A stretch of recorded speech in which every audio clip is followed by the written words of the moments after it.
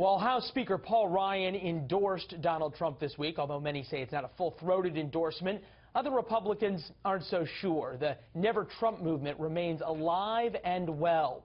Ethan Bearman, radio talk show host and part of that Never Trump camp. Angela McGlowan, Fox News contributor, who is supporting Mr. Trump.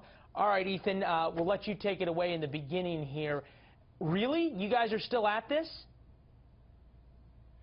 There's a lot of them here in California. It's not just conservatives, it's not just Republicans. You have the no party preference, which is 24% of the electorate here in California. Republicans are only 28% now, Democrats 43%. And I got to tell you, Donald Trump has not won over a lot of people I know here in California, although I will say those riots in San Jose this week at the Trump rally are starting to turn some people around just because they're so mad that people won't let Trump people show up and listen to their guy speak. Yeah, nothing like throwing eggs and waving Mexican flags to get people to go over to the other side.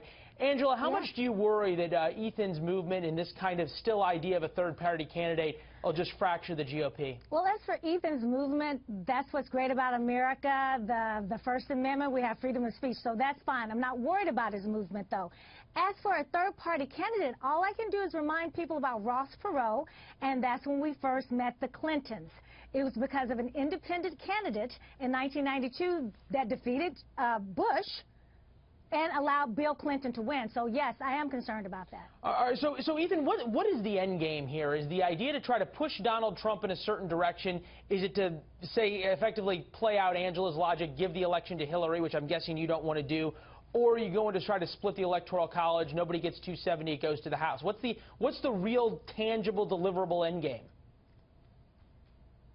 Well, I'd really like to see Donald Trump, I mean, if this is even possible, become a little bit more presidential. I mean, really, we're looking for a plan here that doesn't just say build a wall and deport 11 million people. Remember, Californians, we have next-door neighbors who maybe have family who are illegal immigrants. We don't want to just say round them up and ship them out. Let's have a realistic plan. Let's talk about trade. Ethan, we can all ask for a lot of things. Donald Trump has effectively said this is not something I'm going to do. Why would I? It won't be as much fun. People like me because of who I am. So if you can't get what's impossible, what do you want?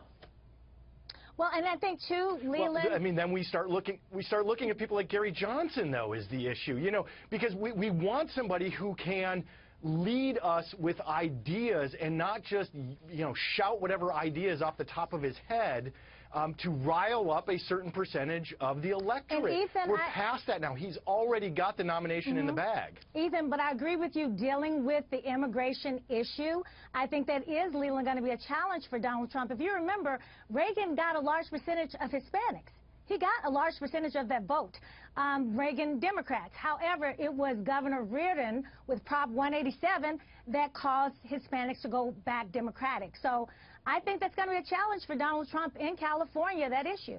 Well, no Republican has won California in a long time, Ethan. Is this even worth talking about as it relates to Trump possibly taking California? I know he's talking about it, but does anybody actually believe that out there? I don't know that anybody really believes that. We have the latest USCLA Times poll that just came out yesterday, and it shows that the favorability ratings of Trump is only greater than 50% with Republicans. The no party preference voters, it's 21%, and Democrats, it's 7%. So who is he going to bring over of the electorate here in California when only 28% are registered Republicans and only half of them really like him? It's an eternity away before. It's an eternity away before Election Day, and Hillary might be indicted. So, I mean, those polls that are happening right now, they might change a week from now, 2 weeks from now. Well, and Hillary may not even be the nominee if that happens and some Democrats have their way. Angela, Ethan, appreciate you guys being here. Have a great Saturday.